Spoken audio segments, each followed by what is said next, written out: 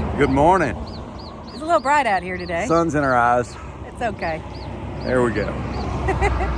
We are at O'Brien Estate Vineyard. Yes, Am I saying that right? I believe. Yeah, we are at their front gate.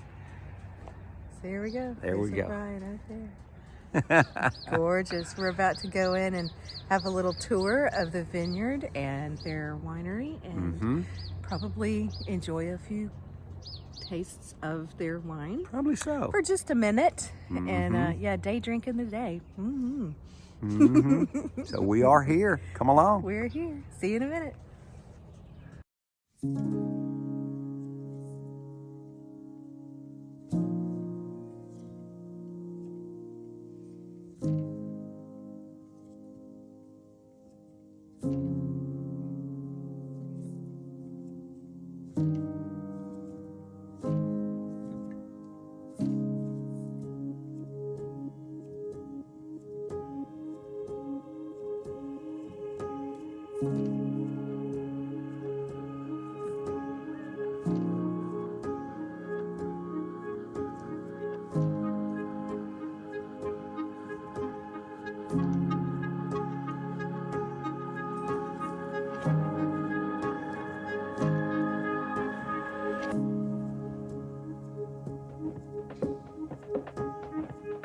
We are at O'Brien Estates with Ryan. Welcome. He's going to give us a little tour of the vineyard and the winery. Welcome to the O'Brien Estate. Here we are an organically farmed vineyard with the family-run property here in the background. We are sitting on 40 acres here in the Oak Knoll district, 33 of which are planted to Cabernet Sauvignon, Cabernet Franc, Merlot, and Chardonnay, as well as a little bit of Sauvignon Blanc. We are in here right in the heart of Napa, or kind of the gateway going up valley into Napa Valley. We have the Mayacamas to the west of us, the Vaca Mountain Range to the east. That's the Stag's Leap district there off in the distance. Here we have some flowering on our Chardonnay vines, and that just started a couple weeks ago, the bud break. Once we start seeing these little buds start flowering, will look like acres and acres of Queen Anne's lace.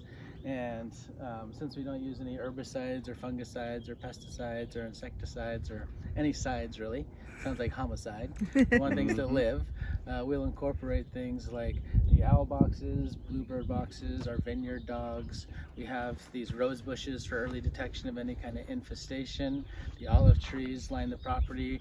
We'll blow a pheromone into the vineyard that throws off the mating patterns of insects. So these are ways that we protect these vines to produce some really dense grapes. Once we go through the veraison process on these old vine Cabernet Sauvignon, which are about 30 years old, we'll see about 40 clusters. We'll come through the vineyard and we will thin out the crop. We will drop fruit.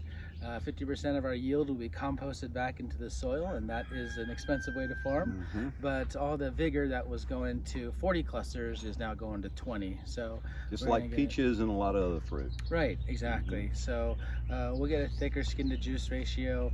We'll get more density in that berry, and that is a winemaking practice that takes place right here in the vineyard.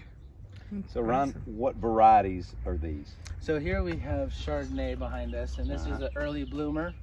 Cabernet Sauvignon here, Bella Oaks Vineyard. Merlot off onto the east side of the property. Cabernet Sauvignon, Cabernet Franc off in the distance there by the wind, by the fan.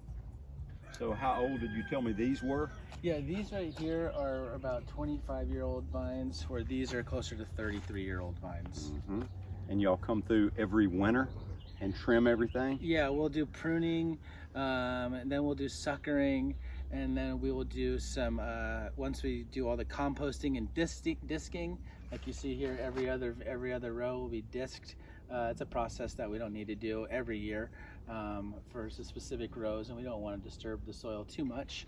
But mostly chalk and limestone that runs off and fans out, as well as a few clay deposits, which is an ideal soil type for our Merlot. What kind of fertilizer do y'all use? It's all natural. So it's just the soil that we use compost, nitrogen that we infuse the soil with from the legumes. We will have cover crops like mustard and clover, that we'll use in the off season to drain the soil. No fertilizer per se, just this natural soil. Now on the aphids, are those knockout roses or what kind of roses? Yeah, those are English roses actually. And the aphids are these little sap suckers that the biggest problem is phylloxera, and they'll come and they'll infestate your vineyard, and they'll eat the sap, and they'll eventually kill your vine. So we use neem oil to prevent them from doing that to the vineyards, but once that happens, it can be too late in a lot of cases. And you said y'all have some shade cloths sometimes you wrap them with that's coated in the neem oil? And that'll protect the clusters from too much sun exposure as well. And y'all have 40 acres here on site? 33 of which are planted. Exactly. And the O'Briens live here on property. The production facilities here. So there's a team of about 14 of us that do everything.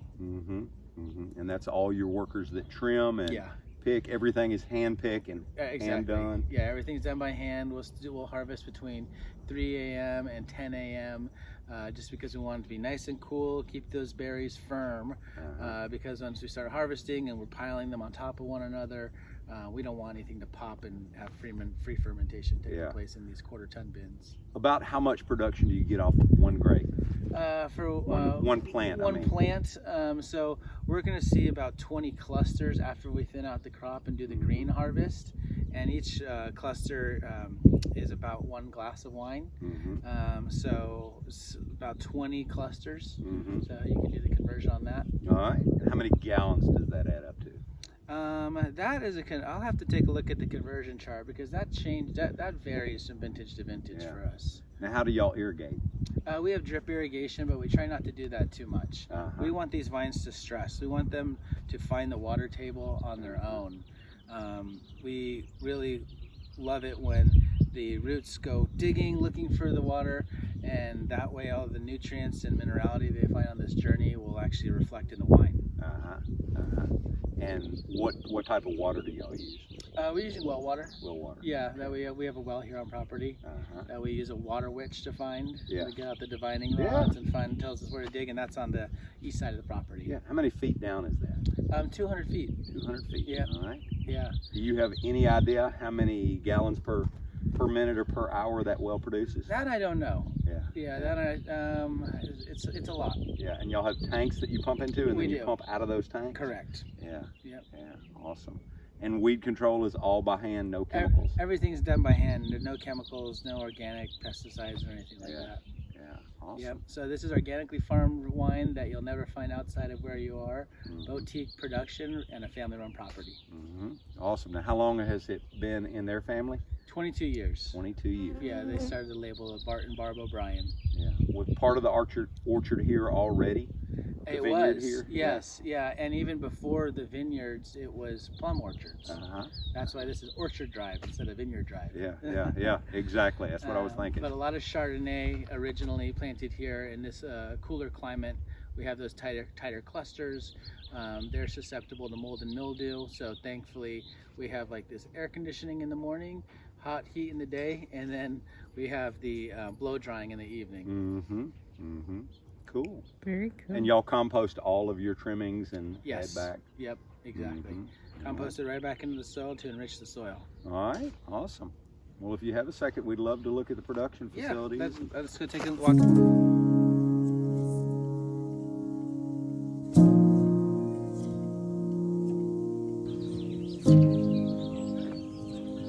Found the squirrel.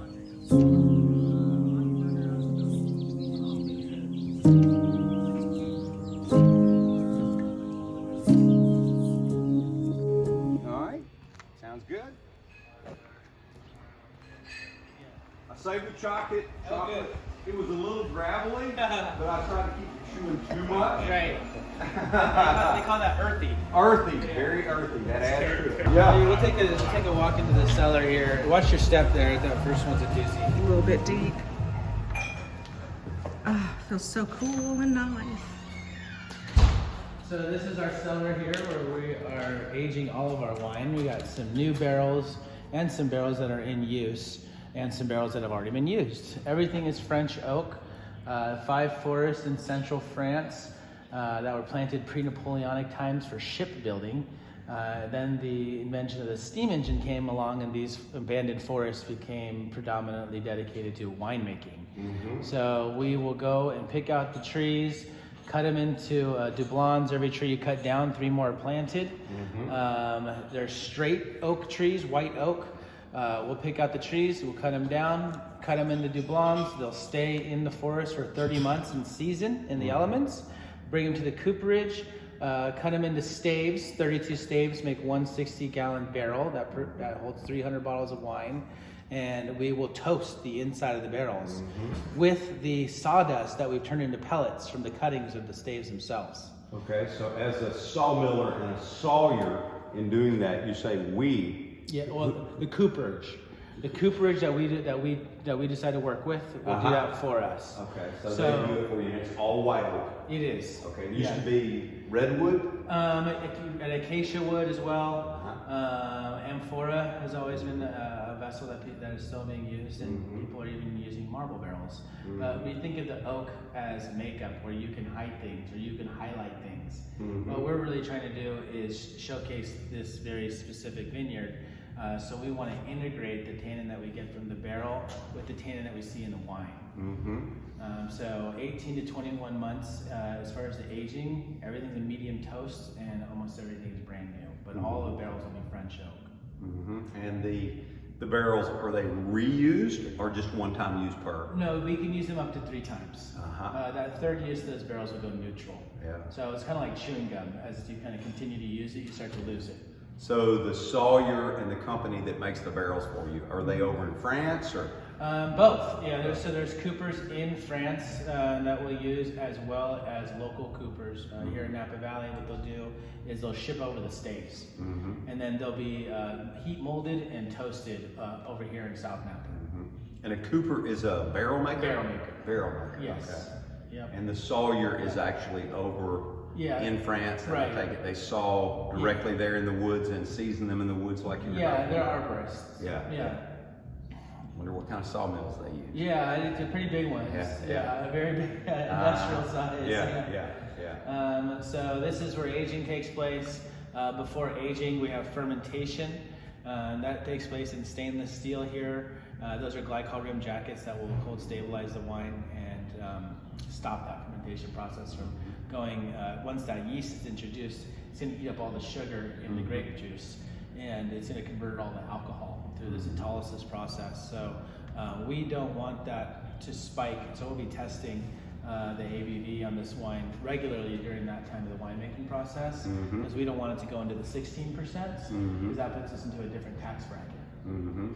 Okay, all right. And then Greg the egg here is used for our Chardonnay, and it's a concrete egg that we will introduce we'll keep the wine in contact with the yeast cells and create like this vortex that stirs the leaves for us. So we get a very kind of bready, biscuity, brioche characteristic in our Chardonnay.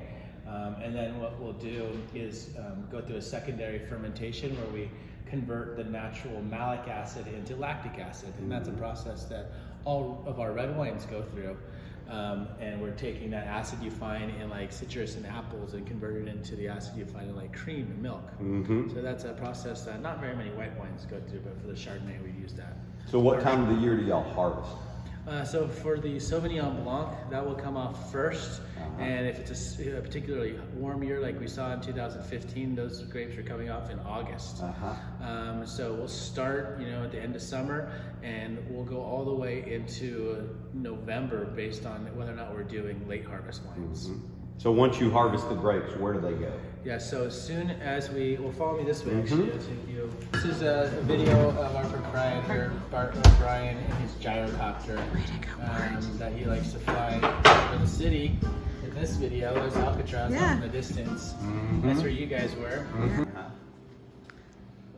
Very cool. So how does the wine flow in from in there to here? We'll bring the tanks in, and we'll actually fill the bottles here, and it'll fill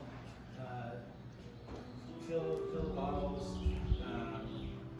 Bottles are labeled here, foil, cork foil, boxed, and off to you. About an